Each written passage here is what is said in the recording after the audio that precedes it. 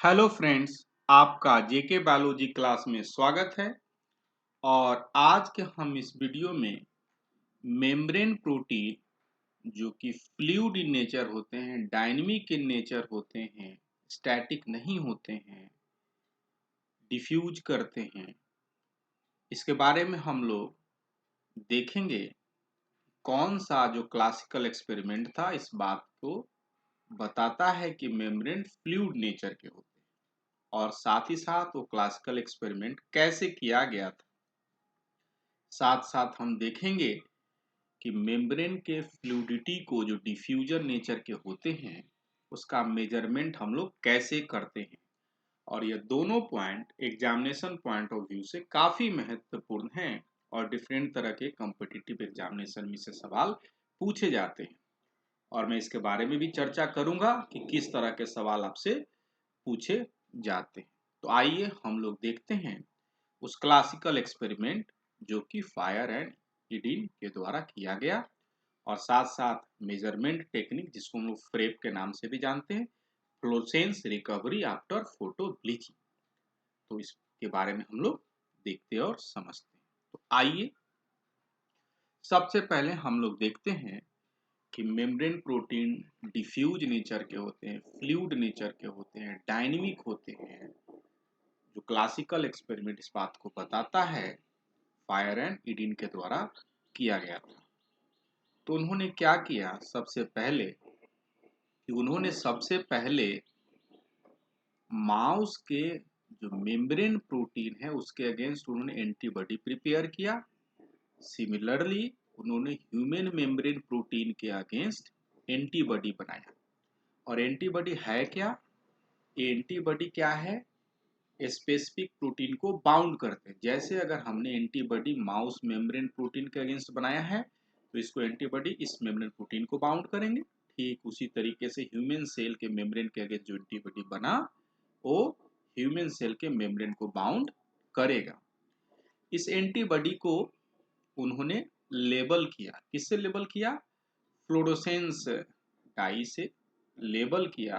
Fluorescence जो उन्होंने mouse membrane protein को जो लेबल किया था, मेम्ब्रेन प्रोटीन जो एंटीबॉडी था उसको फ्लोरोसेंस से लेबल किया था। मेम्ब्रेन प्रोटीन को जो एंटीबॉडी बना था तो एंटीबॉडी को उन्होंने लेबल किया था।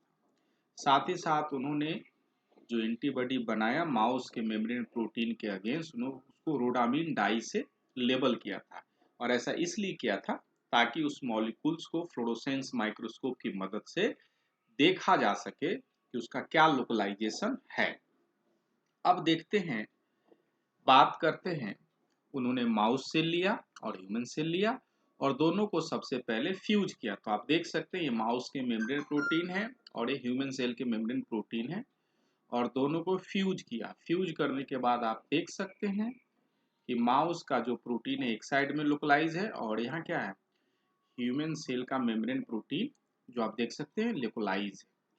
और इस लोकलाइजेशन को उन्होंने जो एंटीबॉडी बनाया था उसकी मदद से एंटीबॉडी से स्टैन करने के बाद उसको देखा और पाया कि जैसे ही फ्यूजन हो गया है आप उसमें दोनों तरह के एंटीबॉडी को पा रहे हैं, लेकिन दोनों का लोकलाइजेशन अलग अलग एरिया में है।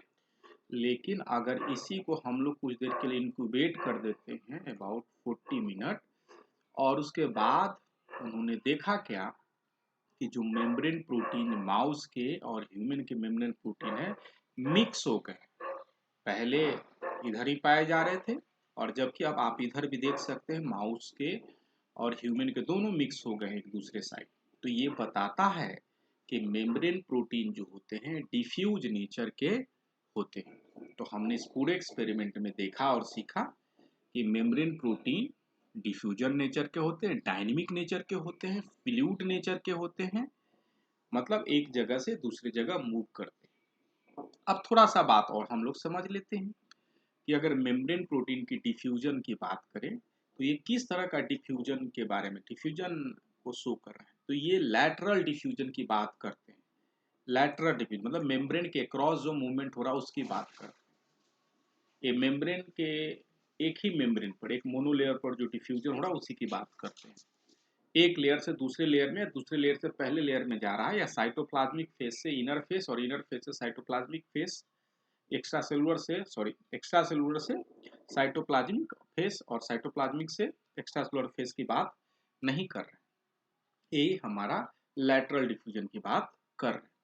तो आइए हम लोग और देखते और समझते हैं कि इसका मेजरमेंट हम लोग कैसे करेंगे, इस मेम्ब्रेन प्रोटीन के डिफ्यूजन को मेजरमेंट कैसे करेंगे। इसके पहले मैं आपको बताना चाहता हूं कि अगर आप बायोलॉजी से संबंधित कॉम्पिटिटिव एग्जामिनेशन की तैयारी कर रहे हैं, जैसे CSIR नेट, IIT JEM या MSc एंट्रेंस JNU IICTFR, तो आप जीके बायोलॉजी क्लास को सब्सक्राइब कर सकते हैं और उसके प्लेलिस्ट में जा सकते हैं, और वहां पर बिल्कुल सरल भाषा में वीडियो बनाया गया है डिफरेंट टॉपिक का, जो इससे आपको फायदा हो सकता है। साथ ही साथ अगर आप अपनी सफलता सुनिश्चित करना चाहते हैं और आप CSIR नेट लाइफ साइंस की तैयारी करते हैं, तो आप हमारे साथ जुड़ सकते हैं। और आपको यह कठिन लगता है कि CSIR नेट हार्ड है, तो आप हमसे जुड़िए और आपका कॉन्फिडेंस 1 या 2 महीना में आपका बूस्टअप हो जाएगा। आप चाहें तो आप हमारे साथ ऑनलाइन ऑफलाइन जुड़ सकते हैं, और विशेष जानकारी के लिए 6202692436 पर कंसल्ट कर सकते हैं। अब बात करते हैं कि मेम्ब्रेन प्रोटीन के डिफ्यूजन का मेजरमेंट कैसे करेंगे, कि कौन मेम्ब्रेन प्रोटीन ज़्यादा डिफ्यूज कर रहा है, कम डिफ्यूज कर रहा है, इसका मेजरमेंट कैसे करेंगे। तो इसके लिए एक टेक्निक है, जिस टेक्निक को हम लोग बोलते हैं FRAP, fluorescence recovery after photo bleach. इस टेक्निक का कैसे उपयोग करते हैं, कैसे हम लोग मेजर करेंगे इस टेक्निक के बारे में, आइए हम लोग देखते हैं। तो जैसे ही अगर हमको फ्रेब करना है, तो सबसे पहले हमको ब्लीच करना पड़ेगा। तो हमने यहाँ पर देखिए एक सेल का दिखाया है कि देखिए फ्लोरोसेंस मॉलिक्यूल हैं जो ग्रीन फ्लोरोसेंस दे रहे हैं, और इस एरिया को हमने मार्क किया कि इसी एरिया में हमको ब्लीच करना है। तो ब्लीच करने का मतलब है कि अगर कंटिन्यूअस तरीके से आप इस पर लेजर लाइट डालते रहते हैं, तो एक समय के बाद यह फ्लोरोसेंस मॉलिक्यूल जो अपनी प्रॉपर्टी है चमकने का, वो खो देते हैं। और क्यों खो देते हैं? क्योंकि ब्लीच हो जाते हैं। अब बात करते हैं, अगर आपने ब्लीच कर दिया, अगर आप उसको टाइम देंगे, तो जो दूसरे मॉलिक्यूल जो दूसरे एरिया में है, जो कि अपनी फ्लोरोसेंस प्रॉपर्टी लूज नहीं किए हैं, वो क्या करेंगे? डिफ्यूज होके इस एरिया में आएंगे, इस एरिया में, और जो ब्लीच वाले जो प्रोटीन है ये दूसरे एरिया में चला जाएगा। अगर डिफ्यूजन होता है तो क्या होगा? ये सारे जो फ्लोरोसेंस मॉलिक्यूल हैं इस एरिया में, जो ब्लीच एरिया में, मूव करेंगे, और मूव ही नहीं करेंगे, और कुछ समय के बाद इस एरिया में क्या है, अगर आप फिर से अगर देखना चाहेंगे तो आपको फ्लोरोसेंस मॉलिक्यूल दिखेंगे। और ऐसा क्यों हो रहा है? इसका एक सिंपल कारण है, क्योंकि डिफ्यूजन हो रहा है। अब बात करते हैं, इस रिकवरी रेट की बात करते हैं, जो यहाँ रिकवर्ड हुआ है, रेट मतलब समय के साथ। अगर रिकवरी रेट फास्ट है, तो इसका मतलब हुआ डिफ्यूजन काफी तेजी से हो रहा है। रिकवरी रेट फास्ट नहीं, इसका मतलब प्रोटीन का डिफ्यूजन नहीं हो रहा है। अब जैसे आइए इसको हम लोग ग्राफ की मदद से समझते हैं।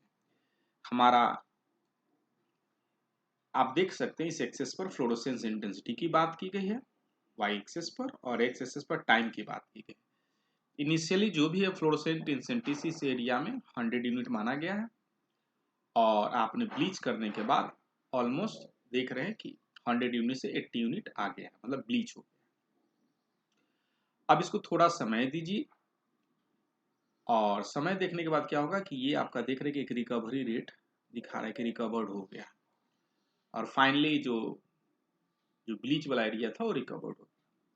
अब बात करते हैं कि ये ब्लीच जो रिकवरी हुआ, तो ये मान लीजिए कि दो मॉलिक्यूल है, दो अलग अलग प्रोटीन है, अगर इसका एक का रिकवरी रेट ऐसा है और एक का रिकवरी रेट मतलब ए है और ये बी है, ए का रिकवरी रेट फास्ट है, इसका मतलब काफी तेजी से डिफ्यूजन हो रहा है, जबकि बी का थोड़ा कम हो रहा है।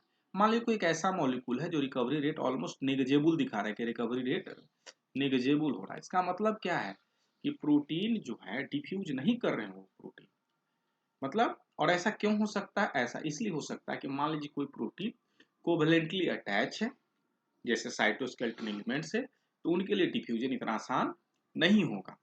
अब कोई चैनल प्रोटीन है, आसानी से डिफ्यूज कर सकते हैं, जबकि कोई ऐसा प्रोटीन है जो कि मेम्ब्रेन से साइटोस्केलेटन एलिमेंट से बाउंड है तो आसानी से रिकवर नहीं होंगे। तो इस तरीके से हमने देखा क्या कि फ्रेप की मदद से उसकी रिकवरी रेट को हम एनालिसिस करते हैं और हम बताते हैं कि ये प्रोटीन कम डिफ्यूजन हो रहा है या ज्यादा डिफ्यूजन हो रहा है, और कंपेरेटिव हम स्टडी करते हैं। कम डिफ्यूजन हो रहा है मतलब फ्री है, और रिकवरी कम हो रहा है इसका मतलब वो कहीं से बाउंड है। साथ ही साथ मैं ये बताना चाहता हूँ कि अगर आपको ये वीडियो अच्छा लगे तो जरूर कमेंट बॉक्स में अपना कमेंट लिखें, ये हमें नए वीडियो बनाने के लिए इनकरेज करता है। साथ ही साथ आप चाहें तो जेके बायोलॉजी क्लास को सब्सक्राइब कर सकते हैं, लाइक कर सकते हैं, शेयर कर सकते हैं, और यह हमें नए वीडियो बनाने के लिए मनोबल बढ़ाता है। Thank you for watching the video.